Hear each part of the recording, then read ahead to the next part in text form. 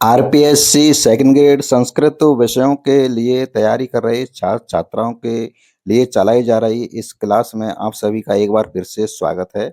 और जो भी इस चैनल से पहली बार जुड़ रहा है वो इस चैनल को सब्सक्राइब करे और वीडियो को एक लाइक जरूर करे। तो चलिए चलते हैं, आगे बढ़ते हैं क्लास में। आरपीएससी सेकंड ग्रेड संस्कृत के लिए हमारी क्लास चल रही थी, जिसमें हमने पढ़ लिया था पिछली क्लासों में कि जो 14 माहेश्वर सूत्रों के बारे में पढ़ लिया था, पाणिनि ऋषि और आपके कात्यायन, और ये आपके ऋषियों के बारे में, त्रिमुनि ऋषियों के बारे में हमने पिछली क्लास में पढ़ लिया था। जिन्होंने भी पिछली क्लासें नहीं देखी वो क्लास देख सकता है। आगे हम चलते हैं, संज्ञा प्रकरण के अंतर्गत कुछ सूत्रों का अध्ययन करते हैं। सबसे पहला जो सूत्र है वो होता है संहिता संज्ञा सूत्र। संहिता संज्ञा सूत्र कौन सा है आपका? आदि अंतेन संहिता। आदि अंतेन संहिता जब इसका संधि विच्छेद करके पढ़ते हैं तो यहाँ पर विसर्ग संधि होगी, तो आदि अंतेन संहिता यानी आदि, इसका अर्थ है कि आदि यानी प्रारंभ से लेकर के अंत तक, प्रारंभ से लेकर के अंत तक जो वर्ण आएंगे वो संहिता संज्ञा कहलाएंगे। जैसे उदाहरण दिया है, अण प्रत्याहार है और अण प्रत्याहार में पीछा जो है वो इत्संज्ञक वर्ण है और शुरुआत में जो आवर्ण है। ये अण प्रत्याहार किससे बना है? 14 माहेश्वर सूत्रों का जो प्रथम सूत्र है आई उण उससे मिलकर के ये अण प्रत्याहार बना है। इस सूत्र में लिखा है कि आदि अंतेन संहिता। आदि मतलब प्रारंभ और अंतेन माने अंत में। आदि से लेकर के यानी आदि प्रारंभ से लेकर के अंत तक जो इस जितने भी वर्ण आएंगे, इसके अंदर में जितने भी वर्ण आएंगे उनकी सबकी क्या होगी? संहिता संज्ञा होगी। इसके बाद में आता है इत संज्ञक सूत्र। इत संज्ञक सूत्र कौन कौन से होते हैं उनके बारे में देखते हैं। इत संज्ञक सूत्र का इत का मतलब होता है लोप। इसका मतलब सामान्य रूप से लोप होता है। और वो सूत्र कौन कौन से हैं? प्रथम सूत्र है आपका हलंत्यम। हलंत्यम सूत्र है और ये उपदेशो अंत्यम हलंतम स्यात्। इस सूत्र से क्या होता है? इसकी व्याख्या है। हलंत्यम सूत्र है और इसकी व्याख्या है उपदेशो अंत्यम हलत स्यात्। इसका हलंत्यम सूत्र का मतलब है कि उपदेश के अंत में जो हल होगा, हल वर्ण होगा, उसकी क्या होगी? हलंत्यम सूत्र से इत संज्ञा हो जाएगी। क्योंकि यह इत संज्ञक सूत्र हैं, जितने भी हम आगे देखेंगे तो वो सारे इस संज्ञक सूत्र है। हलंत्यम सूत्र से हल की संज्ञा होती है। उसका जो सूत्र, जो परिभाषा होगी वो ज्यों की त्यों होगी, उपदेशे अंत्यम हलंत स्यात्। उपदेश के अंत में जो हल होगा उसकी इत संज्ञा होगी। अब उपदेश क्या है? उपदेश को समझने के लिए यहाँ पर एक श्लोक लिखा गया है। प्रत्यया प्रत्यया शिव सूत्राणि आदेशा। जो प्रत्यय हैं, शिव सूत्र हैं, और जो आदेश हैं, जो आगम होता है और जो धातु पाठ होता है, जो गण पाठ है, वो सभी उपदेशा प्रकीर्तता। उपदेशा प्रकीर्तता। तो उपदेश क्या है? जितने भी प्रत्यय हैं, शिव सूत्र हैं, जिनका आदेश होता है, आगम होता है, धातु पाठ होते हैं या गण पाठ होते हैं, वो सभी उपदेश के अंतर्गत आते हैं। तो हलंत्यम सूत्र से हल वर्ण की क्या होती है? इस संज्ञा होती है। उपदेशे अंतम हलत स्यात्।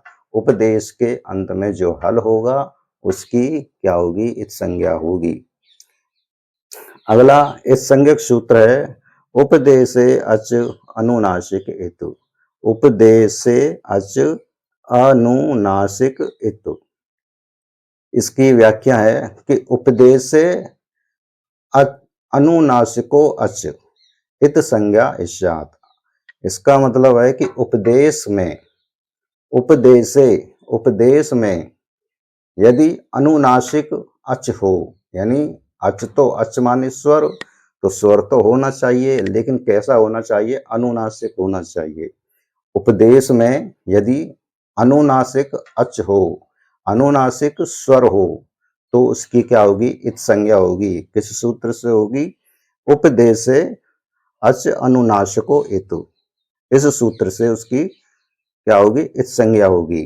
तो उदाहरण इसमें दिया है, जैसे कि लण है और इसमें लण में इसमें ला के अंतर्गत क्या है कि यहाँ पर जो ये अनुनासिक स्वर है, ये चंद्र बिंदी वाला अनुनासिक स्वर है, तो इसलिए इस ला में से आ की क्या होगी, आपकी जो है वो इत संज्ञा हो जाएगी। तो यहाँ पर और जो णा है इसकी ये हल है, तो इसकी क्या होगी, हल अंतम सूत्र से आपकी संज्ञा हो जाएगी, तो इसका लोप हो जाएगा, इसमें से आ निकल जाएगा ये, और इस प्रकार से ये ला शेष रहेगा। इसके बाद जो है वो इस संज्ञक सूत्र में तीसरा सूत्र है चुटु। चुटु सूत्र है, इस संज्ञक सूत्र है, और इस चुटु की जो व्याख्या है वो इस प्रकार से है, प्रत्यय या आद्यो चुटु इतौ स्तः। प्रत्यय आद्यो चुटु इतु इतौ स्तः, सॉरी, प्रत्यय के प्रत्यय के आदि में चुटु इतौ स्तः, चवर्ग और टवर्ग होने पर, चवर्ग और टवर्ग होने पर, यानी प्रत्यय आद्यो, प्रत्यय आद्यो चुटु इतौ स्तः, प्रत्यय के आदि में चवर्ग और टवर्ग, चुटु चवर्ग और टवर्ग की क्या होगी, इतौ इत संज्ञा स्तः हो जाती है। जैसे आपका उदाहरण है राम प्लस जस, तो इसमें लिखा है कि प्रत्यय आदि, यानी प्रत्यय के आदि में, तो ये राम के बाद प्रत्यय है, और प्रत्यय के आदि मतलब शुरुआत में यदि कोई चवर्ग है, तो जा जो है वो चवर्ग श्रेणी में है या टवर्ग है, तो उसकी क्या होगी, इत संज्ञा होगी, किस सूत्र से होगी, चुटु सूत्र से होगी। जैसे राम प्लस जस, तो इसमें जो जा है जो आपका चवर्ग है, और इसकी इस संज्ञा किससे होगी, चुटु से होगी। और यहाँ पर क्या शेष रहेगा, जब इसकी इस संज्ञा हो जाएगी, इसका अर्थ होता है लोप हो जाता है। चुटु जो है उसकी इस संज्ञा चवर्ग और टवर्ग से हो जाएगी, तो इस प्रकार से अस शेष रहेगा, क्या रहेगा, अस शेष, और फिर इसका रूप बन जाएगा, ये यहाँ पर हलंत है राम का, आ इसमें अंदर चला जाएगा, सा का विसर्ग हो जाएगा, राम ये शब्द बन जाएगा। तो इस प्रकार से हमने यहाँ पर कुछ इत संज्ञक सूत्रों का बारे में देखा। पहला था हलंत्यम। हलंत्यम सूत्र का मतलब होता है कि उपदेशो अंत्यम हलत ईशात, उपदेश के अंत में जो हल होता है उसकी इत संज्ञा किस सूत्र से होगी, हलंत्यम सूत्र से होगी। और उपदेश क्या है, उपदेश जो है प्रत्यय उपदेश है, शिव सूत्राणी जो 14 माहेश्वर सूत्र हैं वे उपदेश हैं, आदेश जिनका होता है वो सारे क्या है, उपदेश कहे जाते हैं, आगम जिनका होता है वो भी उपदेश कहते हैं, धातु पाठ जो होता है उनका भी उपदेश है, गण पाठ जो होता है वो भी उपदेश है। इसके बाद में जो है वो इस संज्ञक सूत्र दूसरा पढ़ा था, उपदेशे अज। इसमें जब हम संधि विच्छेद करके पढ़ेंगे तो उपदेशे अच अनुनासिक इतु, यानी उपदेश में जो आपका अच है, जो स्वर है, वो भी कैसा स्वर, अनुनासिक, इत, उसकी क्या होगी, इत संज्ञा हो जाती है। जैसे कि उपदेश है और इसमें स्वर है आ, और आ कैसा भी है, अनुनासिक है, चंद्रबिंदी लगा है, इसलिए अनुनासिक अच है, तो इसकी क्या होगी, इस संज्ञा हो जाएगी, तो ला शेष रहेगा। बाकी णा की हलंतम सूत्र से आपकी इस संज्ञा हो जाती है। इसके बाद मैंने पढ़ा था चुटु। चुटु जो है वो प्रत्यय आद्यौ चुटु इतौ स्तः, यानी प्रत्यय के आदि में यदि चवर्ग आए और टवर्ग आए, प्रत्यय के आदि में यानी प्रत्यय के प्रारंभ में यदि कोई चवर्ग आता है या टवर्ग आता है, तो उसकी चुटु सूत्र से क्या होगी, इत संज्ञा होगी।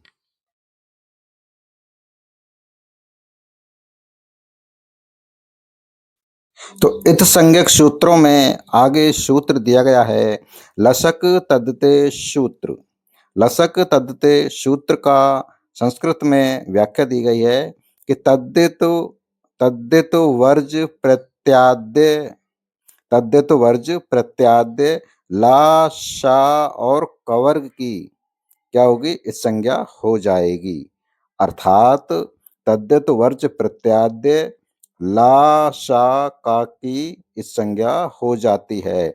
यानी तद्धित भिन्न प्रत्यय के आदि में ला, शा और कवर्ग की क्या हो जाती है? इत संज्ञा हो जाती है।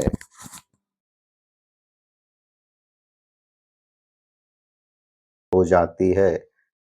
और जैसे उदाहरण दिया है राम प्लस स, राम प्लस सस, राम प्लस सस दिया है तो यहाँ पर शा है तद्धित वर्जित प्रत्यय के आदि में। इसमें लिखा है प्रत्यय आद्यो, प्रत्यय के आदि, ये प्रत्यय है।